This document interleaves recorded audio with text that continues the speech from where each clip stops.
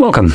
In front of me I have the Galaxy Fit 3 from Samsung, and I will go over unboxing along with a quick look at the watch itself. So, to get started, let's pop it open. I guess there's no easy way.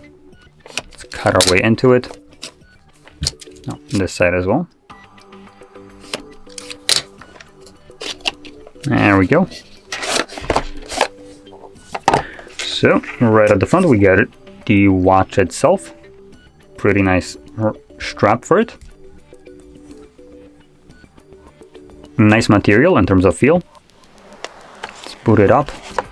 And while booting it up, let's get a look at what's inside the package. There we go. So we get our charger. It's a magnetic one. And it's a Type C cable. Whatever. And then our paperwork. So that's basically it. Once it boots up, I presented with this screen right here.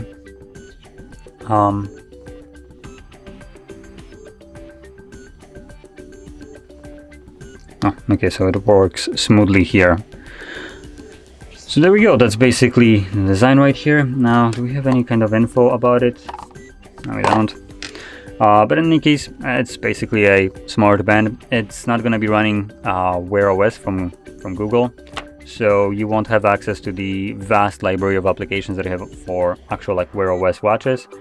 I don't actually know if Samsung has any applications that you can download through their means, considering it is their kind of like proprietary OS. So something that I guess you would need to figure out yourself.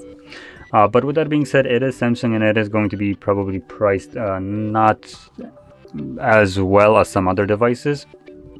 And I did unbox literally just a moment ago this device, which is a Xiaomi Smart Band 9 Pro.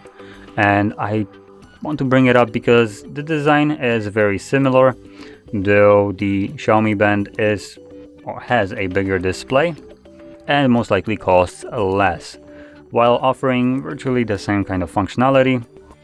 And I know for a fact that this one, Smart Band, actually has 5 atmosphere water resistance, which is up to like 50 meters. So it's a great alternative if you want to save money while still getting relatively the same kind of device.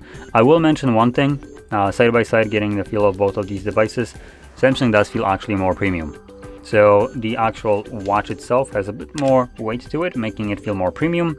The design-wise, it also, the more like brushed aluminum or whatever it has right here, looks better compared to the actual metal reflective one that looks actually like plastic, but supposedly metal design.